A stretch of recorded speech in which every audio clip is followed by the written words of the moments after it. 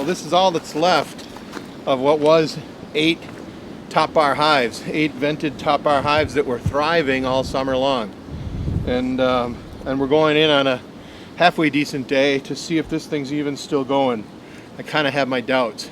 We've been doing this for 12 years and I've never seen the die-off that I've seen this year. I'm thinking that it's possible that a lot of people are going to talk about a silent spring in 2017. And take a look inside. So as I was suspecting, they didn't make it. But all that honey that was there, they could have easily kept themselves warm. So it's possible that they clustered in the wrong spot because the temperature got too cold too fast, and they huddled up in a spot that didn't give them enough honey around them to keep warm. And once the temperature drops below 40 and they're in that cluster, it's not like they can move. And if they don't have enough heat to be able to blow a hole through it and keep going, they can get stuck there.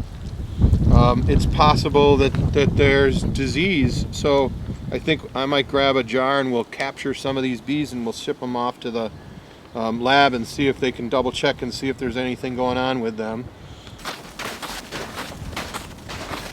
So this one's one of our oldest of the upright hives. This is a warre that's been alive for 4 years now, and basically left relatively untouched.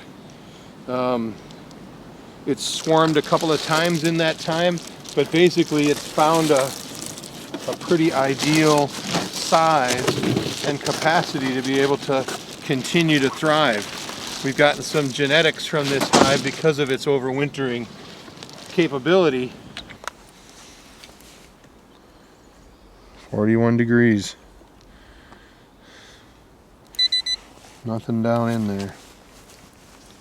So again, doesn't seem like it's a top bar hive thing. It seems like it's a bee thing. Very heavy.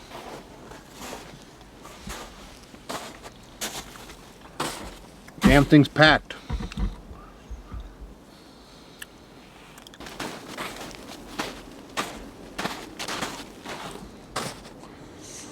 $41 all the way across. This one was a great hive. This queen was making a lot of bees that were big into propolis. We really kind of wanted her to survive and pass on that genetic propensity to put all that healthy stuff all over the place that we use in our propolis salves. Late in the season they were trying to do something. I don't know if that means something. Also got to double check these kind of breaking apart. Sometimes has a sign of a sickness, or it's just that they started to rot just from winter time.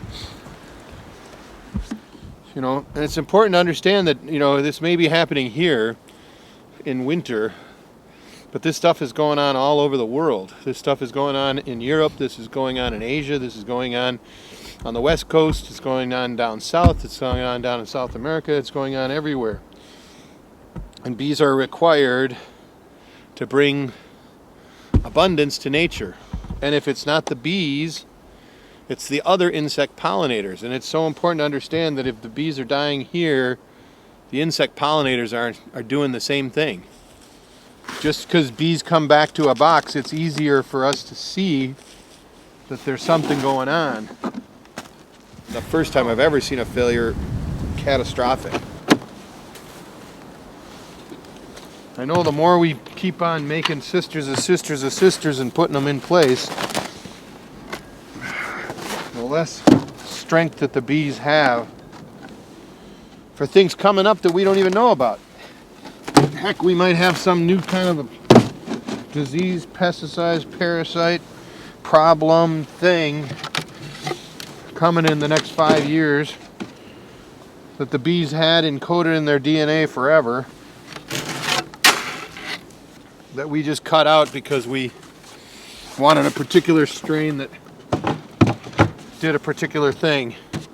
maybe what we should be saying is, I won't use the word climate change at all. It's time for me to use the word climate chaos, because this is pretty freaking chaotic, and it's non-patterned. It's not like every year they die of this or every year they die of that. It's one thing one year, it's another thing another year, it's one thing one area, one thing in another area. But it all kind of ties back to what is it that we do in the world here to alter what we have. Deforestation, monoculture, agriculture, all the terraforming that we do, all the beef that we do in the industry, producing all that methane, producing the waste streams. As we cut down the forests and get rid of the mycelium that used to be connecting the forests together, how does the forest communicate? There are systems that we don't even know about. Mycelium makes trees talk to each other in the woods. Mycelium, it's been recently found as a way that trees are able to keep other trees, even when they're dead, fed. Tree stumps fed through the mycelium network under the ground. The same mycelium that the bees grab to make their propolis, to make the medicine inside of their hive. There's stuff going on that we have no idea what it is. But if we can't make money off of it, if it threatens the global national enterprises that make money all around the planet, then we tell everybody to scrub words off the website that cause doubt. I don't want to get onto my high horse too much, but this is pretty alarming. We can't keep something alive no matter what kind of a hive we have, and we've been doing really well. And in our mildest of winters, they're dead.